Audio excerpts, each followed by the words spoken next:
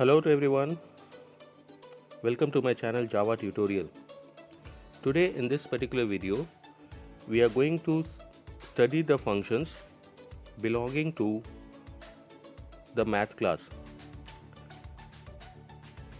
The functions that we are going to study in this particular video is based on the syllabus of CISE class 9 and 10. So only those functions that are specified in the syllabus, we are going to study those functions.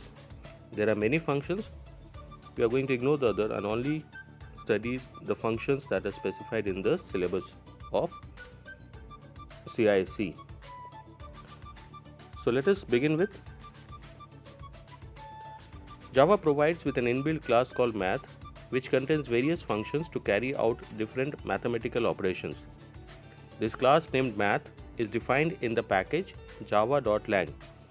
So there is a class called math which is defined in the package java.lang, and this class math contains a number of mathematical functions that we can use in our program to perform different mathematical operations.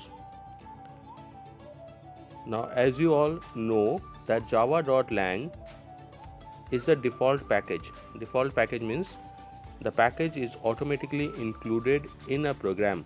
You don't have to include it separately.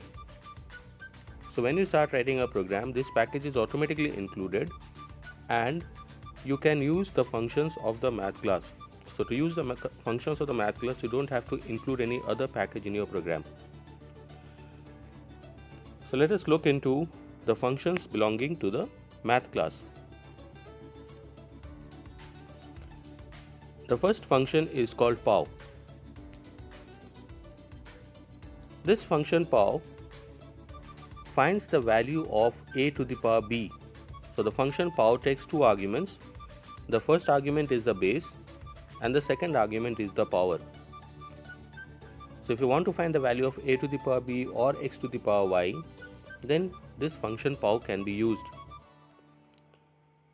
It returns a value of type double. So the value that the function pow will give you back, you have to store in a variable of type double. Let us look into an example. To find the value of 5 to the power 3, we write as, I've taken a class sample and then created the main inside the class sample. Now how to use this function pow? Whenever you are using any function belonging to the math class, you have to write the class name followed by the function name separated by dot. So if I am using the function pow, I have to write it as math.pow 5, 3. In this case, as we are trying to find out the value of 5 to the power 3.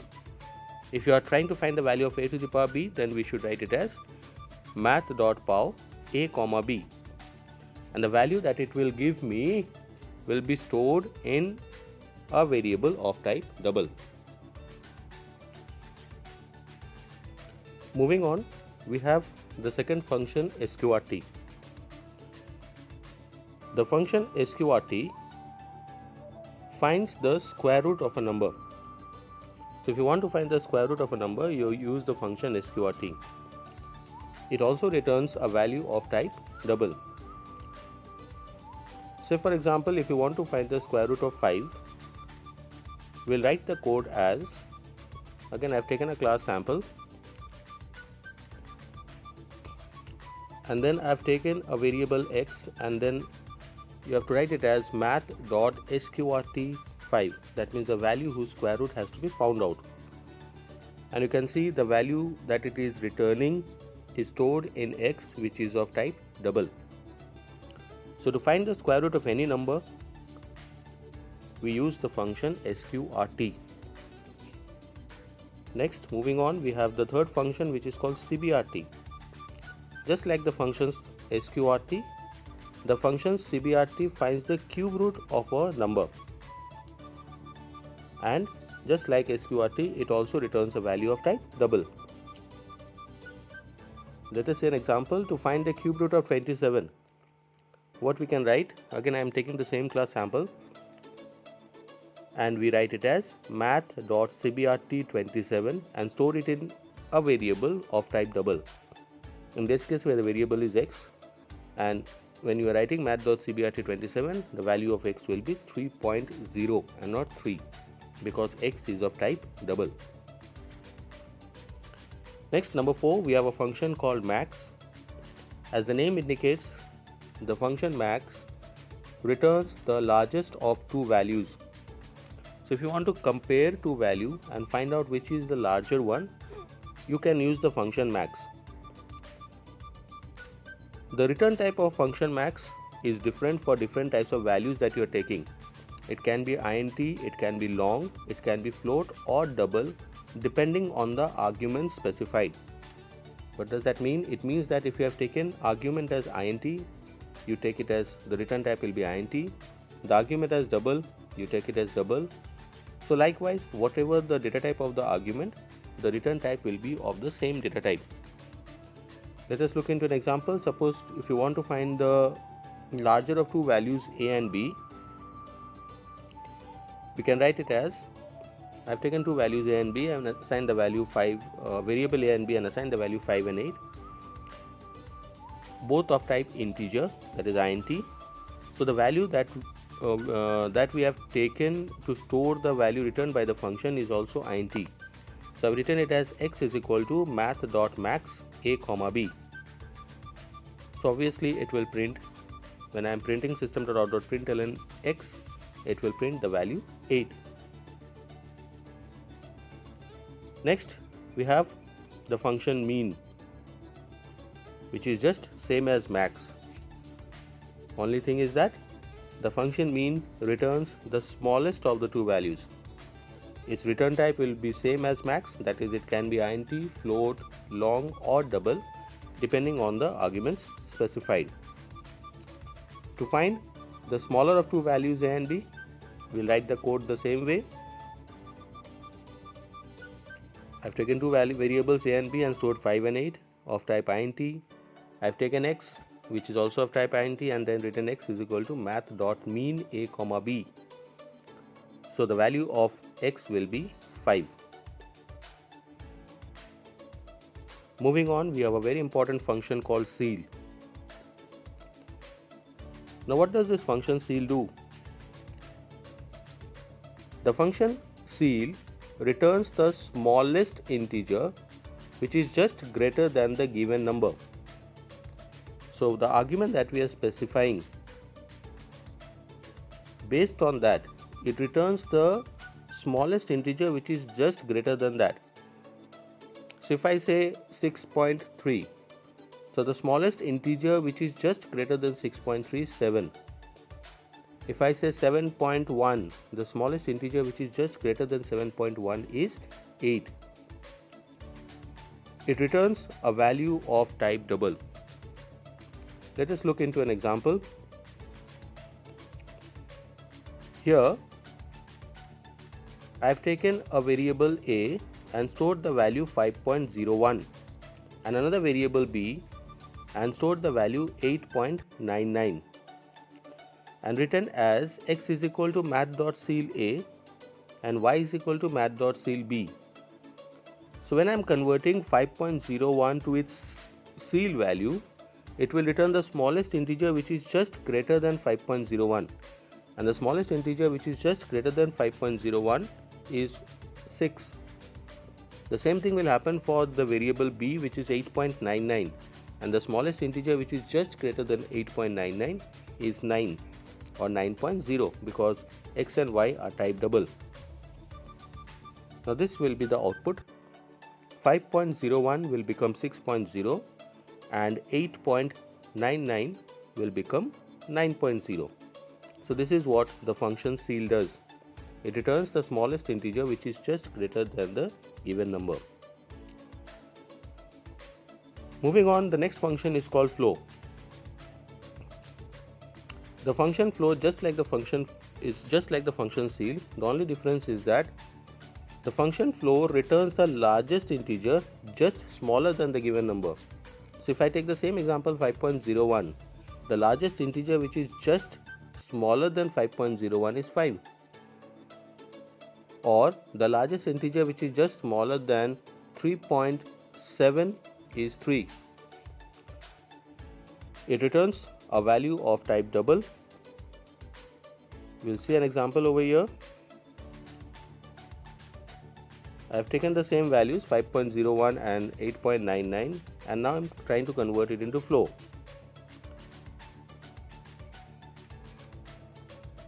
So let us see what the output is going to appear. You can see 5.01 will become 5 because that is the largest integer which is just smaller than 5.01, and 8.99 will become 8.0. So this is what the function flow does. Next, ABS. The function ABS finds the absolute value of a number. Now what do you mean by absolute value of a number? Absolute value of a number, simply, if you can remember, that it converts a negative number to a positive number. If it is positive, you will find no change, but if it is negative, it will convert it into a positive value. It returns a value of type double, float, int or long. So again, the return type depends upon what value you are specifying as argument. Let us see an example. I have taken a as -5 and b as 8, and then I have found the absolute value of a and b. As I said, it converts a negative to positive, so -5 will become 5 and there will be no change in 8 because it is already a positive value. So whenever if you want to convert a negative value to a positive value, you can use the function ABS. Moving on, the next function is called round.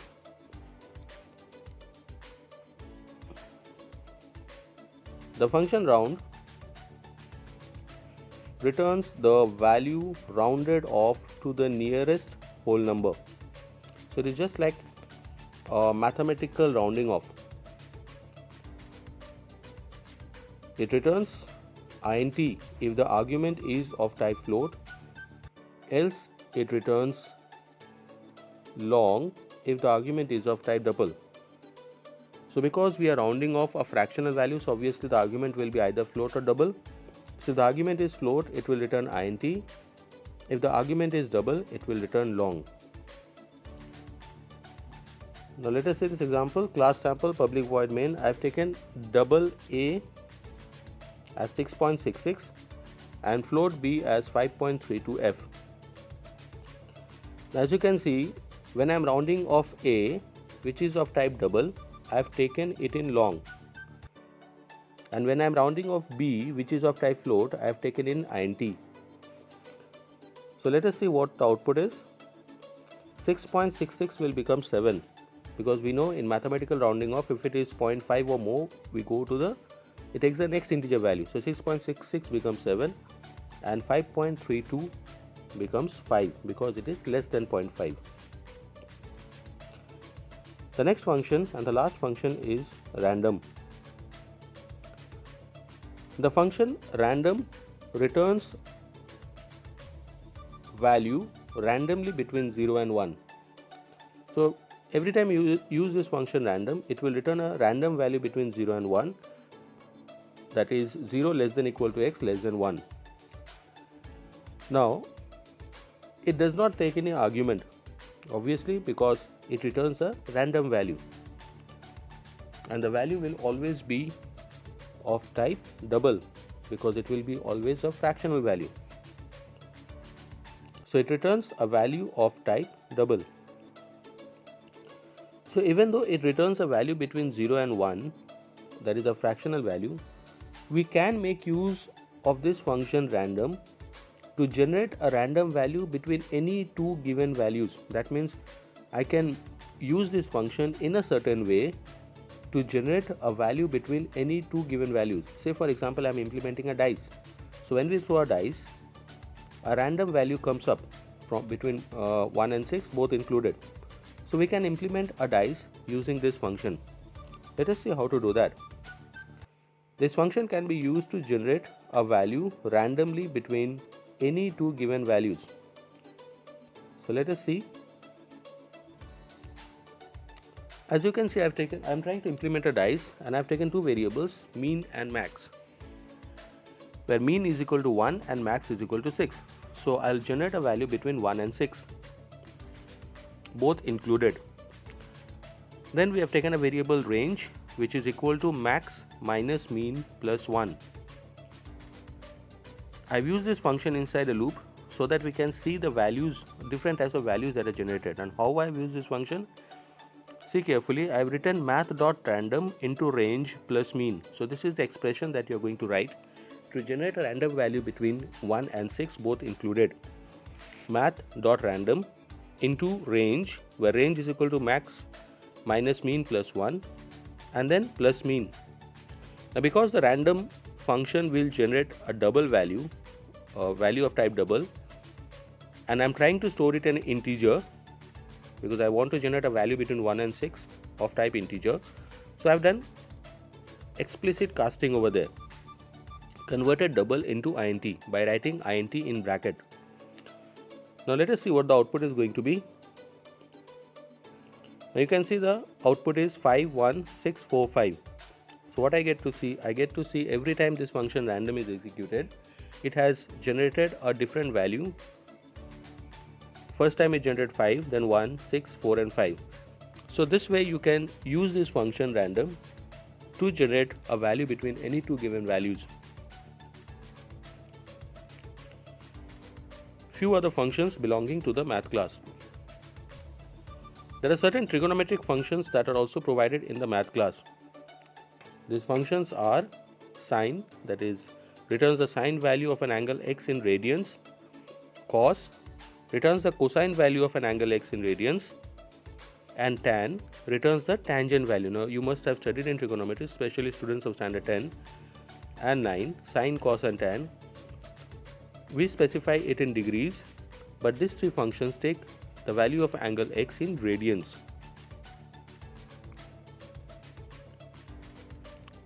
Let us see an example. So I've taken x as 30 and y as 60. So I am taking the values in degree.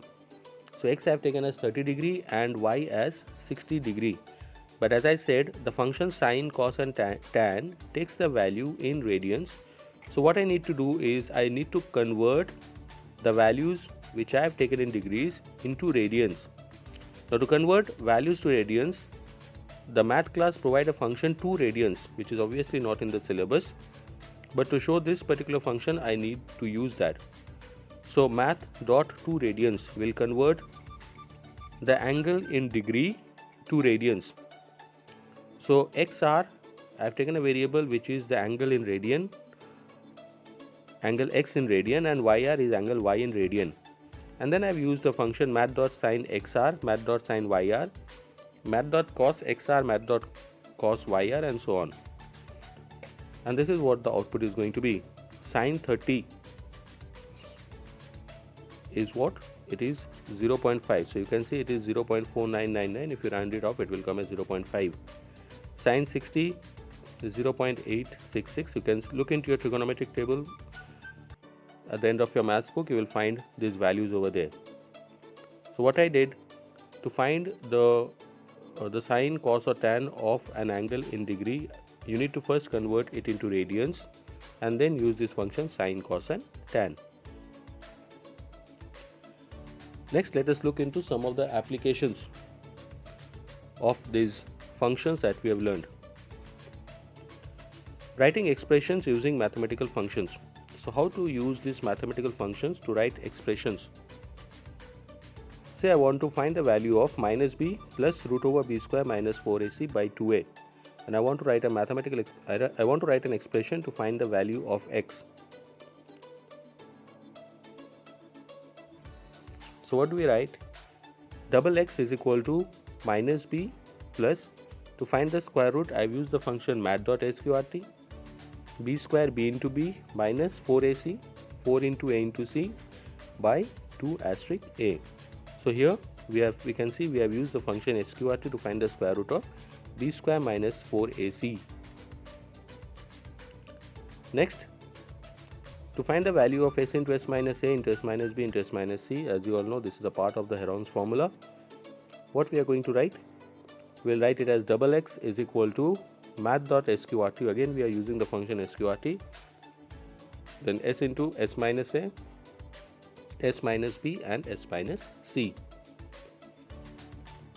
Next, to find the value of x is equal to y to the power root a. What do we write? Double x is equal to, now because it is y to the power root a, we are using the function math.pow. So the base is y and the root is a. So this is slightly wrong over here.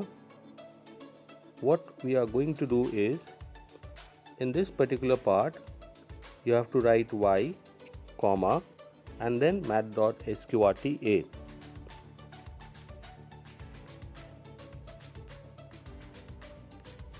Next, we are finding the square root of absolute value of a minus b. So sometimes when you find the difference, the square root of a difference, the difference can be negative, and we know that we cannot find the square root of a negative value. So what we do, we take the absolute value of the difference and then find the square root. So what we'll write it as math.sqrt and then take math.abs a minus b. So that's all in this particular video. Hope you all have understood the functions belonging to the math class. For any queries, you can put it in the comment section of the video. Thank you to all.